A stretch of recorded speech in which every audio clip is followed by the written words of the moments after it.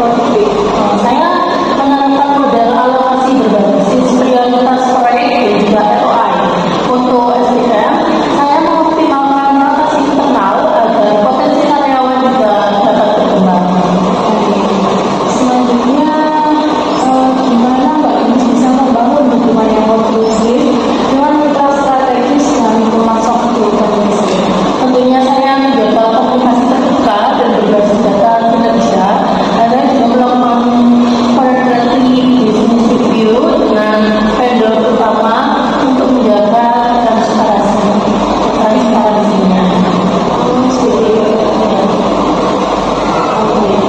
Mungkin itu saja yang bisa saya tanyakan. Mungkin sesi wawancara ini akan selesai pada siang hari ini. Terima kasih sekali saya ucapkan kepada Bapak Yusuf sudah meluangkan waktu untuk wawancara pada siang hari ini. Untuk hasilnya bisa ditunggu, mungkin nanti saya kabarin. Terima kasih ya Pak Yusuf. Selamat siang.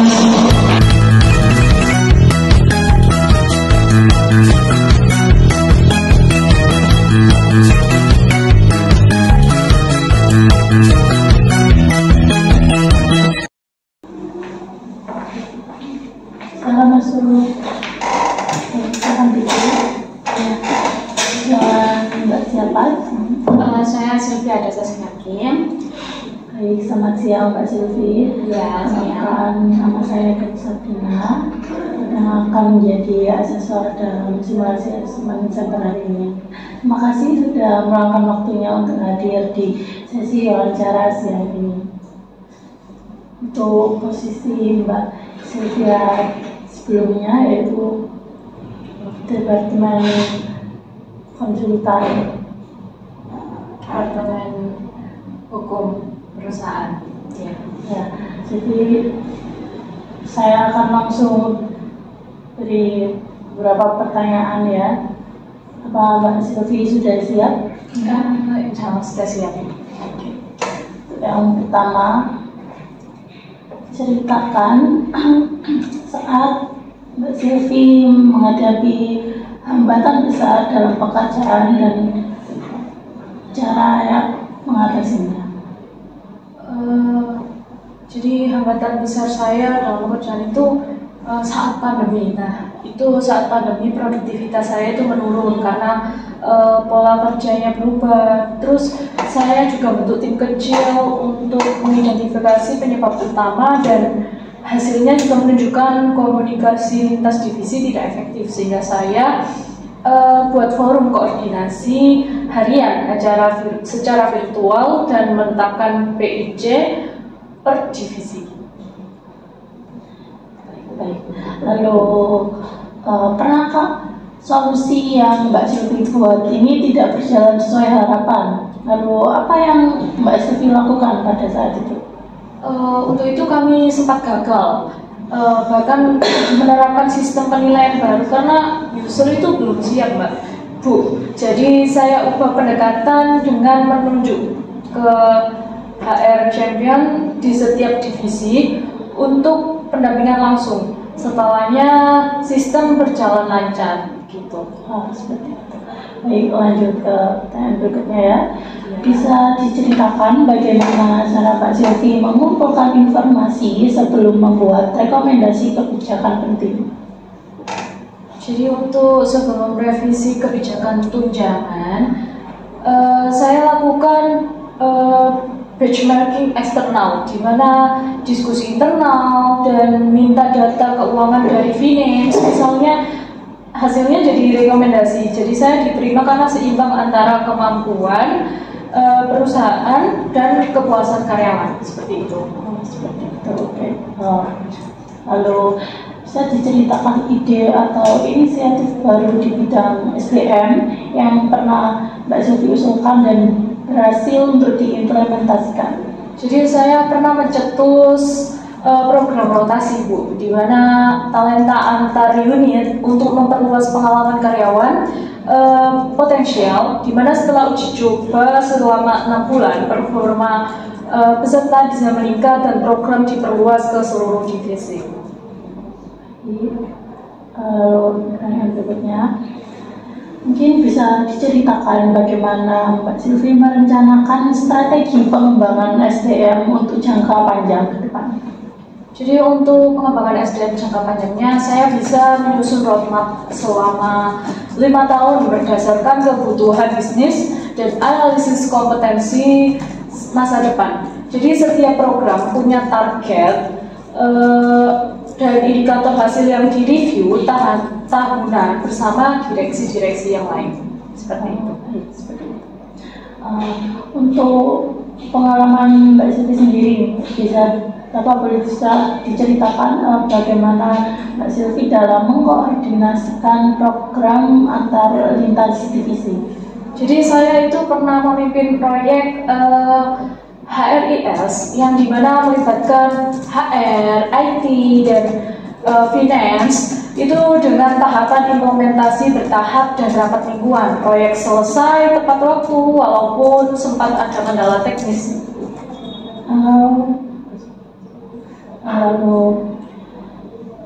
Boleh diceritakan ketika Mbak Sylvie harus menyesuaikan strategi SDM akibat perubahan besar pada organisasi atau pada perusahaan kita, Nestle? Mungkin bisa diceritakan Mbak Sylvie? Saat perusahaan Nestle itu saya menyesuaikan strategi HR menjadi lebih kolaboratif, di mana saya bisa membentuk tim integrasi dan lintas entitas dan adakan sesi sharing. Sesi sharing itu tentang budaya kerja, di mana setelah 6 bulan bisa adaptasi berjalan lancar dan turnover bisa menurun. Lalu apakah Mbak Sylvie bisa menceritakan bagaimana cara Mbak Sylvie menjaga kinerja pada suatu tim saat terjadi restrukturisasi? Ya. Jadi untuk ketika terjadi restrukturisasi membuat tim cemas, saya sangat mengkomunikasikan perusahaan Nestle ini sebelumnya secara terbuka dan beri jaminan perang sementara, di mana saya bisa mendorong supervisor melakukan coaching ringan untuk jaga motivasi dan kepercayaan tim Nestle saya. Baik, betul. Lalu berikutnya mungkin bisa diceritakan bagaimana saat Mbak Sylvie menghadapi tekanan besar dalam situasi krisis pada perusahaan kita. Situasi saya yang tadi aja Ibu, di mana situasi pandemi. Nah, saat pandemi COVID-19 itu kami harus merumahkan karyawan, di mana kita harus memulangkan karyawan dan kita harus memotong gaji karyawan juga. Saya tetap tenang, walaupun kayak gitu saya tetap tenang, fokus memastikan prosesnya adil dan manusiawi serta menyediakan konseling bagi yang terdampak. Terus juga ya solusinya. Lalu untuk pengalaman yang saat harus memutuskan sesuatu penting dalam waktu singkat, itu bisa diceritakan mungkin Mbak Sylvie? Untuk waktu singkatnya saya ada pelanggaran etika. Nah, pelanggaran etika ini sangat serius dan saat itu keputusan itu harus diambil secara cepat. Lalu saya ngumpulin data dari HR dan legal, lalu memutuskan PHK berdasarkan bukti yang jelas, lalu keputusan yang diterima lalu keputusan yang saya buat bisa diterima oleh semua pihak. Sangat detail ya. Mungkin pada situasi ketika Mbak Sylvie sendiri harus mempertahankan prinsip profesional dalam tekanan kepentingan tertentu, apakah bisa diceritakan bagaimana Mbak Sylvie? Jadi sebelumnya itu saya pernah diminta untuk meluruskan kandidat, tanpa proses lengkap. Dan di posisi itu saya pasti akan menolaknya, karena itu sangat-sangat tidak adil ya Ibu. Tapi saya menolaknya itu dengan cara yang sopan dan menjelaskan tentang pentingnya integritas proses rekrutmen. Jadi akhirnya pihak terkait bisa menerima keputusan saya seperti itu.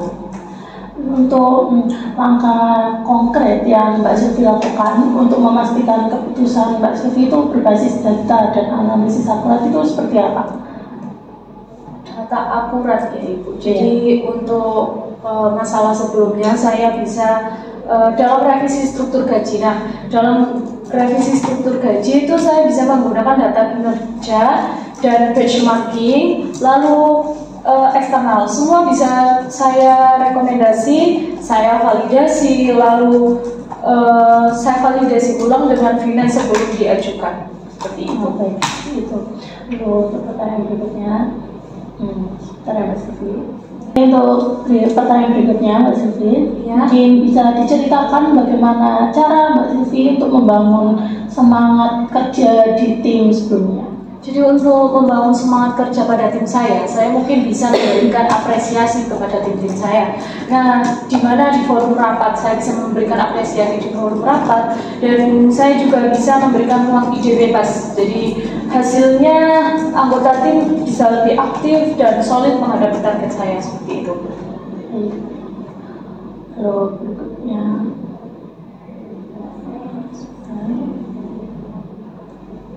mungkin bisa diceritakan pengalaman Mbak Silvi sendiri untuk mempresentasikan rekomendasi kebijakan kepada direksi. Saya pada saat itu bisa mempresentasikan revisi sistem grade jabatan saya.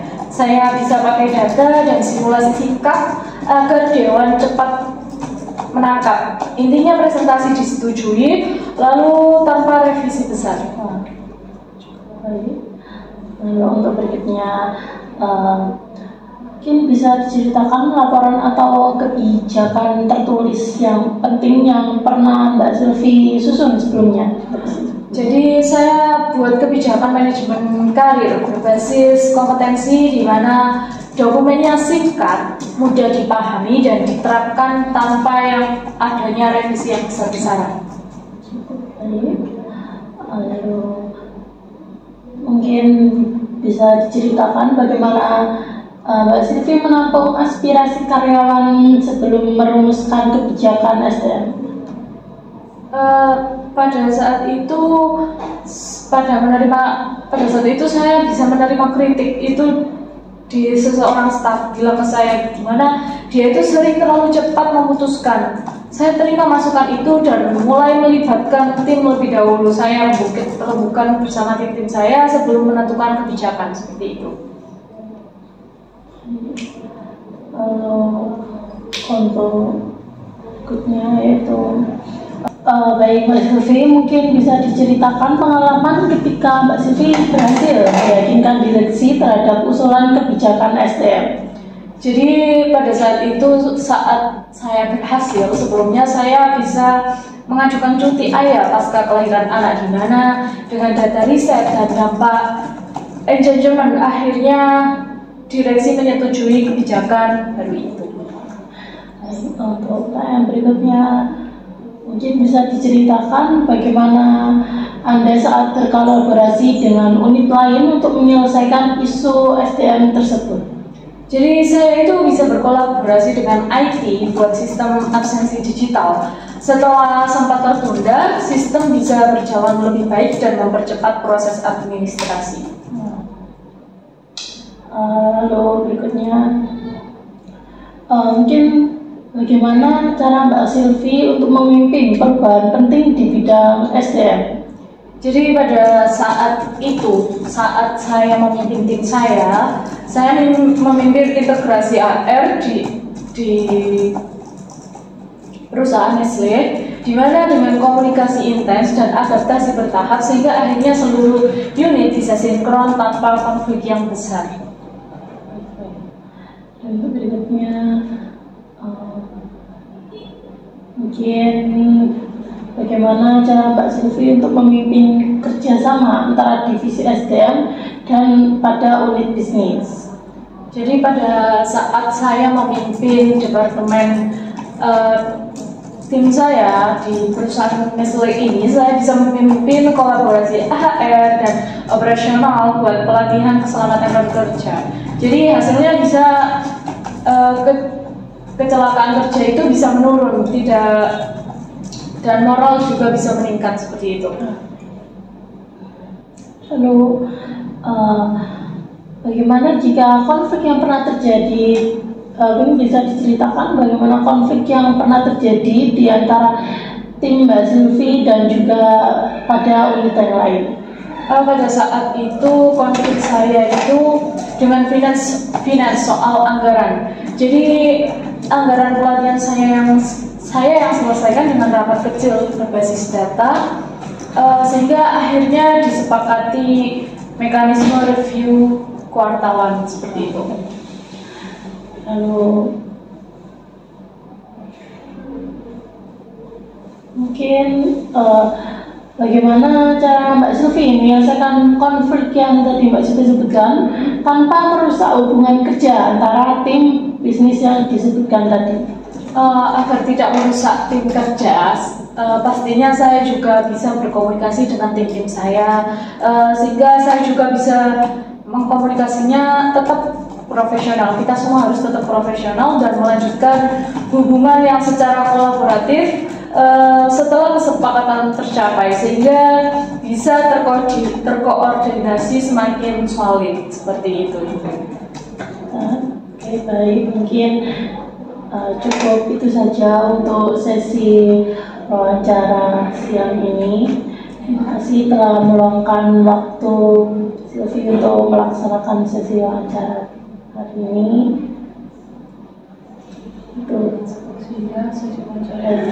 Sehingga sesi wawancara ini berjalan dengan lancar. Jadi nanti untuk hasilnya akan